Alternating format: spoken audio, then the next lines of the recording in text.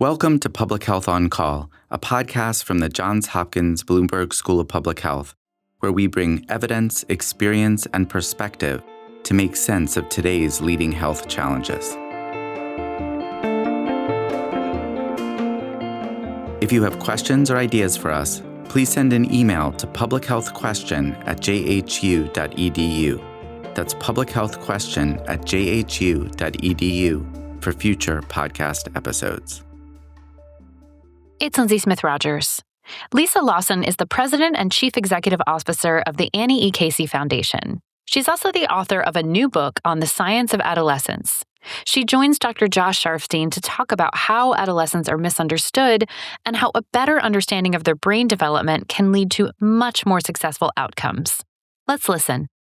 Lisa Lawson, thank you so much for joining me today on Public Health on Call to talk about your new book, which is entitled Thrive: How the Science of the Adolescent Brain Helps Us Imagine a Better Future for All Children. How's today going for you? It's going great. Thanks so much for having me. So it might be helpful if you could explain a little bit about yourself and how you came to write a book about adolescence. And you're not allowed to say that it's because you were an adolescent one day. We all have been. I lead the Annie E. Casey Foundation, a national philanthropy that focuses on creating a brighter future for all children. As a part of that mission, we try to support young people across all of their developmental stages, not just from birth in the early years, but through the fullness of adolescence, which lasts until young people are about 25 years old. As I was doing this work, I realized that teenagers and young adults were often left out of the national conversation, that people often focus so much on those early years, they fail to think about the ways they could help young people thrive later. And I thought it would be important to help us think about how to both understand this period of a young person's life and how we could better support them during this time. There's a lot that's misunderstood about adolescence, so a lot for all of us to learn. Well, thank you for that overview, and it is a great book. And I want to start with this question of misunderstood adolescence. Tell me about some of those misunderstandings. Well, you know well that young people's brains grow from the back to the front. It takes about 10 years to complete. And the very last part of their brains to develop is what is known as executive functioning, which involves critical thinking skills, judgment, learning how to manage your emotions, learning how to navigate relationships.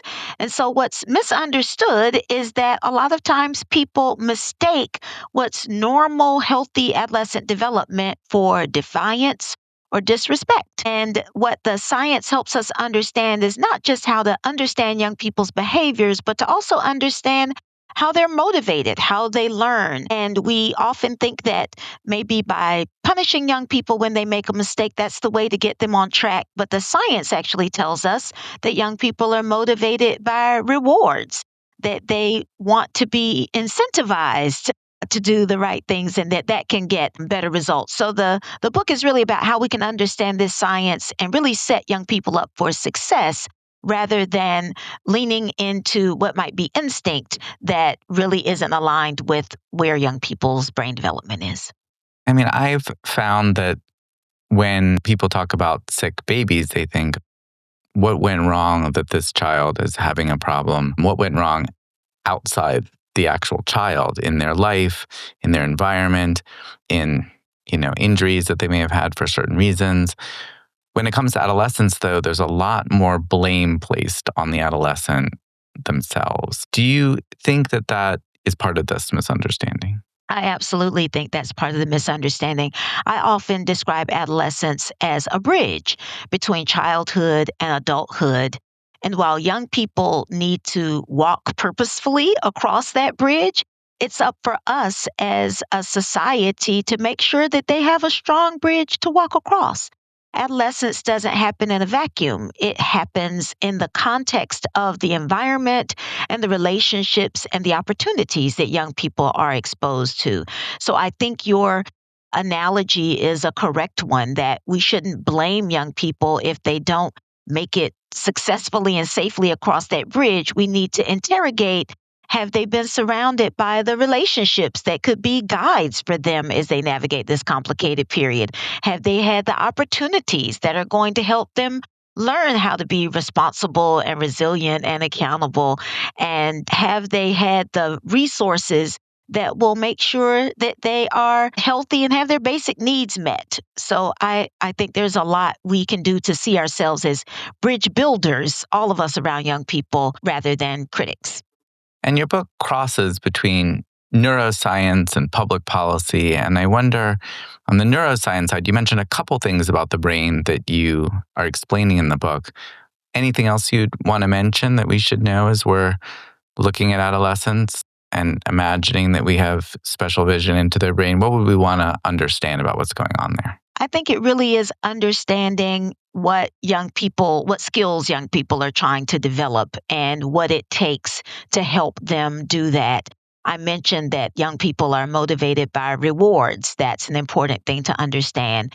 We should know young people learn by doing. They are very interested in hands-on learning opportunities. I talk about apprenticeships in the book as one of the ways that we can enable young people to connect classroom learning to the real world. And importantly, young people need guides. They need relationships to help them navigate. We might think that they aren't listening to us and that they are leaning more on peers, but they are absolutely listening to the adults in their lives. And so we've got to make sure they've got caring adults, whether it's their parents and caregivers or mentors or community leaders who can help them when they make mistakes. It's a different orientation really on what adolescence is. It's not just something an individual goes through and we see what kind of person they are, but it's a period that everyone goes through where there are all kinds of influences that do make a difference, and those influences can be modified. Yes, they can. And to think about how to be proactive and create positive experiences for young people, because that really can set them on the right path to success and prevent so many problems down the road. I wonder if you give me a concrete example of the kind of intervention that flows from this way of thinking about adolescence. Well, I mentioned apprenticeships is one way to do that leans into the way that young people learn. We do a lot of work around young people who've been involved in the juvenile justice system. And one of the ways we often try to get them back on track is through probation. That is really a set of rules and compliance designed to try to help young people. But their brains aren't fully formed at that point, and so they are less able to comply over and over again with a set of rules that are often put on them. We've piloted something called opportunity-based probation with a number of jurisdictions around the country, including Tacoma, Washington. And what we do there is, rather than punish young people when they don't comply with this set of rules they've been given, is to give them a set of goals and give them points when they achieve those goals. And it could lead to them getting Starbucks gift cards or opportunities for job shadowing and something they're interested in. And it is showing to be extremely beneficial in helping those young people demonstrate positive behaviors. In fact, it's resulting in more than 60% fewer violations of probation and sending young people back to court than the way we'd been doing it. So I think that's one of those ways of we might instinctively think that rules are the way we're going to help young people get on track, but it's really inspiring them, that motivation towards rewards that can be more beneficial. Interesting. And in putting the book together, did you have the voices of any particular adolescents in your ear? Maybe some that you've met as you've done this work? Yeah. In my job, I've gotten to meet probably thousands of young people. But in particular, there was a focus group we brought together as we were developing the framework that the foundation uses that's called Thrive by 25. That's really focused on trying to help young people succeed. And I recall us laying out a set of aspirations for young people around education and workforce and leadership. And this one young man said, I watched my friend get murdered, and that has never left me. I've started college, but I can't focus because I've never had therapy to help me address that trauma. It's great that you have these goals for us, but if you don't address our basic needs so that I know where I'm going home to tonight, that I've got food on the table, that I have the mental and physical health access that I need, I'm not going to be able to be successful. And that led to us including a focus on basic needs as one of the core pillars of this work. So I always think about that young man who reminds us that young people can't thrive if they are struggling to survive. That's a very, very powerful story. Let me ask you about the audience for your book. And I wonder if we go through a few different audiences, maybe we start with parents and caregivers of adolescents. What do you hope that they take from the book? I hope that they gain a deeper understanding of the life stage that the young people in their lives are in, that they find more empathy for them and think about the concrete ways they can coach them through this period of life, surround them with other adults, but more importantly, the experiences that they're going to need to develop into healthy adults. And what about people in the school system or the juvenile justice system where they are confronted with the consequences of adolescence that is not on track and in the form of school failure, behavioral problems, crimes being committed? When they pick up your book, what are you hoping that they learn? Well, I suspect many of them know the adolescent science, but I think there's a real opportunity in public systems and for policymakers to shift from a crisis response to a prevention strategy. In so many of our systems, we spend much more on crisis interventions than we do on prevention that could help prevent problems in the beginning, and to think about ways to design policies that reflect adolescent science rather than through anecdotes that may not be reflective of the experience of the majority of young people. And what about journalists? Journalists read your book. What do you want to see that they cover more, and what do you want to see that they cover less?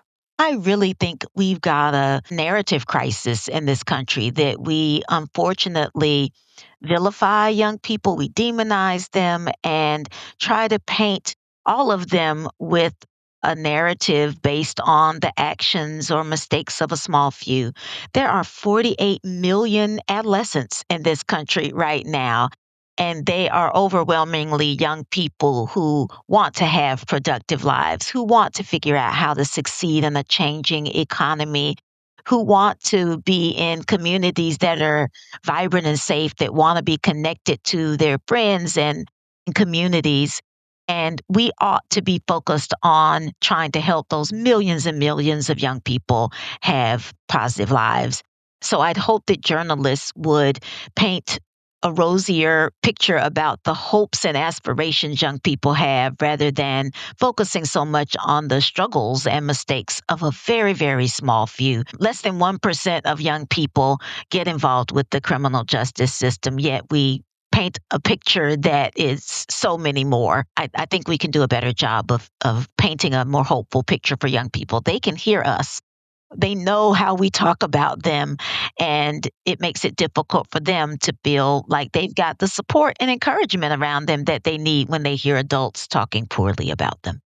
Now, there's a movement in my field, in public health, to think of adolescent challenges as public health challenges, to think of prevention as a really important pillar of that, and to think about the ways that the conditions of the environment of school and the way policies interact with adolescents so that we can see that big group of adolescents achieving more of what they want to achieve. Sounds pretty consistent with what you're talking about. 100%. As I said, these young people are going across a decade-long bridge. We need to be very intentional about making sure they have the resources and opportunities and relationships they're going to need as they cross that bridge. That happens outside of families. So we all play a role in that, and to think about the ways that young people thrive, because the more successful they are, the more successful we'll be as communities and as a country. Well, Lisa Lawson, really appreciate you stopping by the podcast. Thank you so much for your great book. Thank you for all the phenomenal work of the Annie Casey Foundation. Thank you so much, and look forward to learning more about adolescent science and hope that your listeners do too. Public Health on Call is a podcast from the Johns Hopkins Bloomberg School of Public Health, produced by Joshua Sharfstein, Lindsay Smith-Rogers, and Stephanie Desmond. Audio production by J.B. Arbogast, Michael Bonfils, Spencer Greer, Matthew Martin, and Philip Porter, with support from Chip Hickey. Distribution by Nick Moran. Production coordination by Catherine Ricardo. Analytics by Elisa Rosen. If you have questions or ideas for us, please send an email to publichealthquestion@jhu.edu. That's publichealthquestion@jhu.edu for future podcast episodes. Thank you for listening.